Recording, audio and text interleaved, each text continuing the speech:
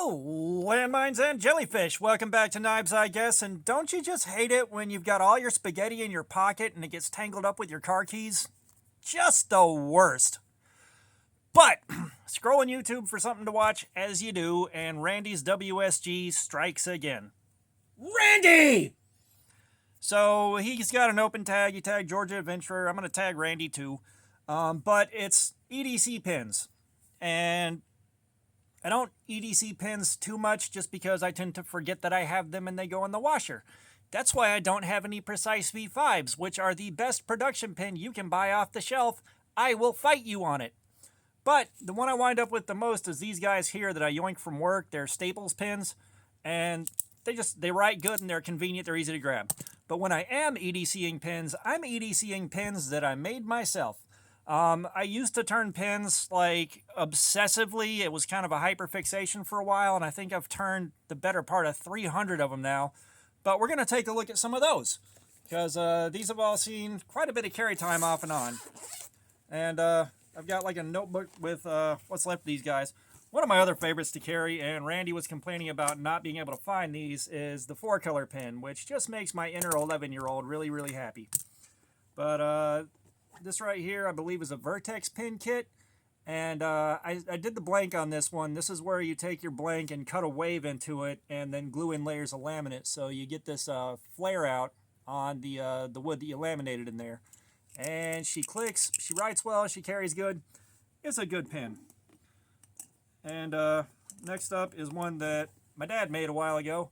And I don't know what kit this is or anything, but you know, you got your own screw and you're right. He did closed end, which is a little bit trickier, but when you don't do closed end, there's a little dingus end that you can screw the cap down on that this doesn't have. So this is only carried in areas where I'm sitting down and I'm not at work where I can't hold the cap while I'm also writing and I got too much stuff to do. Next up, this is one of my favorites that I've ever done. So I cast the resin on this and I was trying to capture what looked exactly like fire in resin, and I actually pulled it off on this one.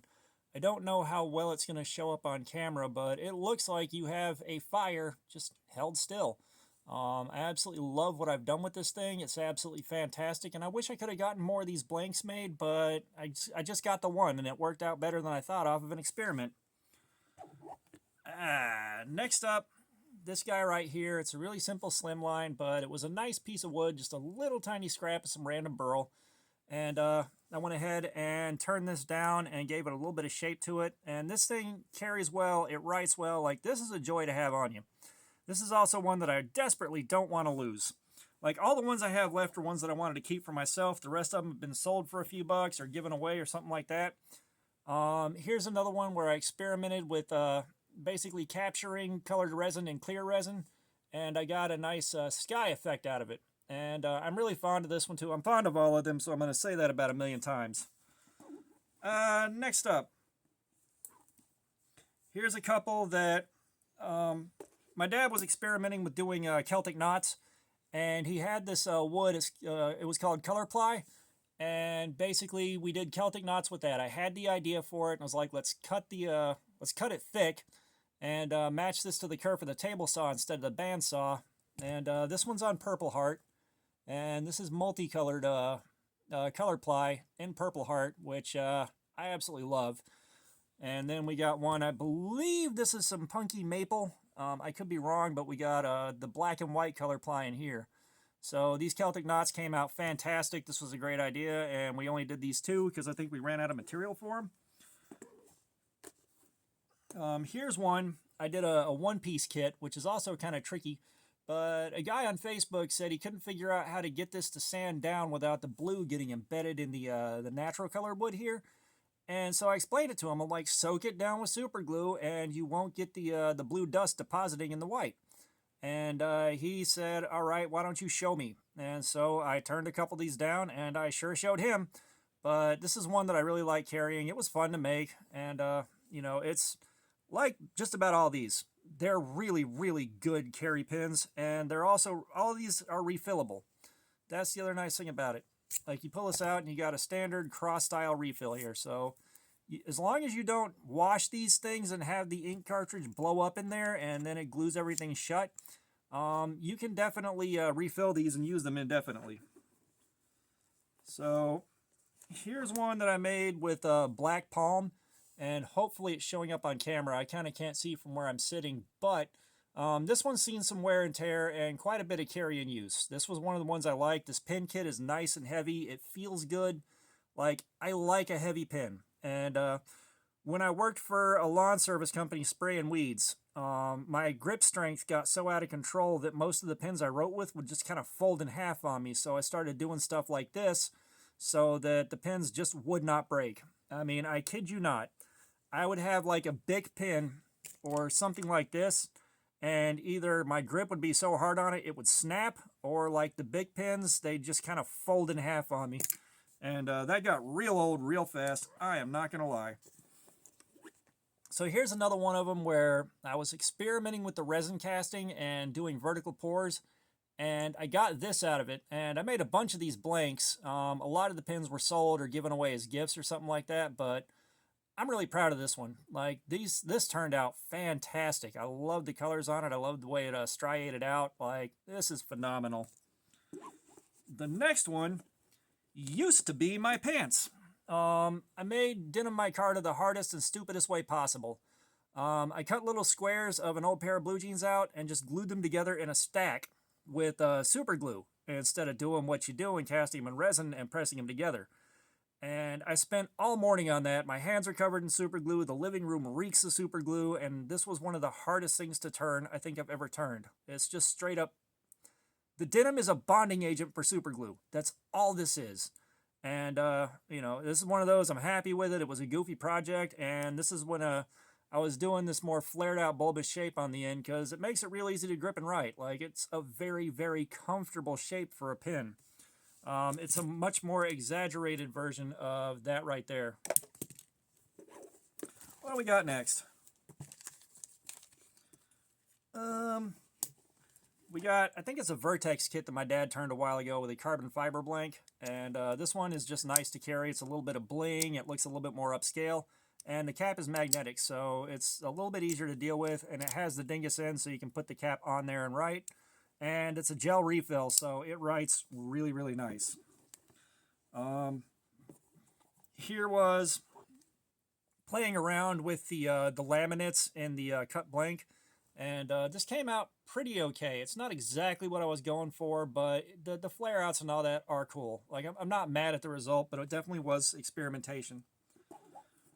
And here's one. This is one of the very first resin blanks I cast, and I was using one of the metal. Winston cigarettes came in metal cases that looked like car hoods for a NASCAR promotion, and I bought a ton of those just to have those cases. And I poured some resin into that and destroyed the case getting it off of there. And this is one of the very first pours I did, which I'm not sure how well the colors are going to show up. I'll see it when I review this before I upload it, but, we're doing what we can. So here's another one Dad made. I can't remember the kit name, but this is the core of a pine cone. So we were finding really big pine cones and using the cores of them to turn stuff down. I've made a ton of them. I don't think I have any left. They were really popular. They got bought or they got gifted out. But when I start turning pins again, when I'm ready to go into the shop and start doing that, I'm definitely going to see if I've got more of those cores floating around. The house I lived in before the divorce, we had a tree in the yard that dropped the perfect pine cones for the perfect cores for this. And, of course, that is a 2-hour drive from here. And I'm not going into that yard just to grab stuff. This is where I started experimenting with what I could do on the top of this. And I set up a 20-sided die where the cap would be or the top of the pin would be. You got your pocket clip on here. This is another one-piece kit, so there's no separation in the middle. And this is just one it's cool to carry. I really like this thing, and I really like showing this one off. Like, it was just a great idea, and it worked. So here's one where I went for a glow-in-the-dark blank. And the blank fought me all the way on it, and the end chipped out, so I used some deer antler to replace that. And those one-piece kits are this is the same kit as the one-piece modified, because it's supposed to twist at the center right here. And, I screwed around with that, and, we did one-piece kits out of them. And, it had been being done for a while, but I finally got it figured out and got the hang of doing that, so I definitely enjoyed it. Here's another one Dad made with more pine cone, and this isn't. I don't remember the name of this kit either, but the clip is a gun, and this is a mock-up of a bullet right here. This one is an actual shell, I believe 308, and this thing has seen better days. The cap on this is starting to come off. This is what I replaced with the D20 on the other pin. So yeah, that one's really cool. I've got this one right here, which is gold flakes and clear resin that I back painted it black. The inside of the blank where I drilled it out got painted black. So that one's got a lot of gold flake floating around in it. It's an old favorite. Definitely an old favorite. This one is just some straight up silliness. I've got Optimus Prime and I've got Megatron here. And I was working on learning how to put decals under the super glue finish. Like all these super glossy finishes are layers and layers of super glue polished up after the pin's been finished. And this just worked out so well that I had to keep it. Yeah, that is just some goofiness and I love it.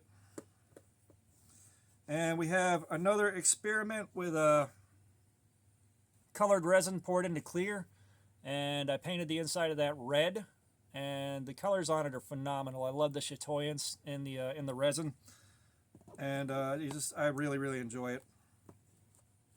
So here's another one that's seen a lot of carry time. That is snakeskin under clear resin. Hopefully that's showing up well. And a 308 casing. And this thing, like all of them, carries well, writes well. Enjoyable. Here's one I turned out of just a random acrylic blank that I had laying around. And it came out looking so good, but I think there's a hairline crack somewhere. Yeah, right here. There's a hairline crack right here, which meant it wasn't for giving away or selling.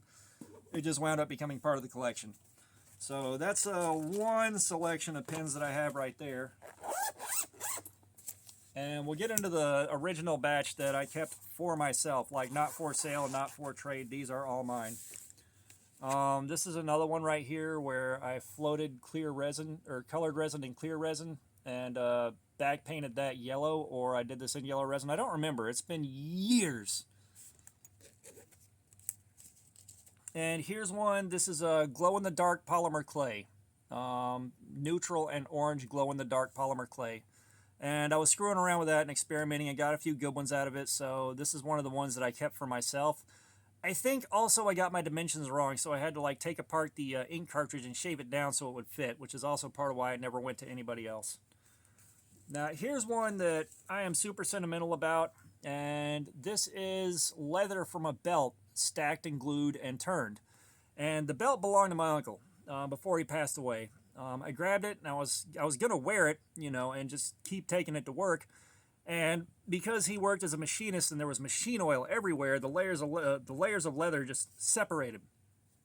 So I decided I'd take it apart, glue it all up, make blanks, and turn them down. I made one for me, I made one for my brother, I made one for my cousin that is his daughter. And yeah, we got some of those made. This is one of my early ones. I was working on turning, and you can see where the taste for bulky pin kits came. And I didn't really put that much effort into finishing it because I didn't know what I was doing, so it's more of a raw, natural finish. It's still durable. Like, if you just basically put super glue on a paper towel or one of the Scott shop towels and run it across here while it's turning, the wood will soak up a lot of super glue and get super, super tough. It's just a poor man's way of stabilizing it. But again, it's a good rider, it's comfortable, everything else, and I was working on seeing what I could do here and delete the clip, or really how big I could push this before the clip wouldn't fit anymore. So I got that one, and you know, that is what it is. Here's another one with my uncle's belt, and this one has a more raw finish on it, and of course a 308 casing. The man loved his guns. He got me into guns, he got me into knives, and so I figured this was just super apropos. Like, it had to happen.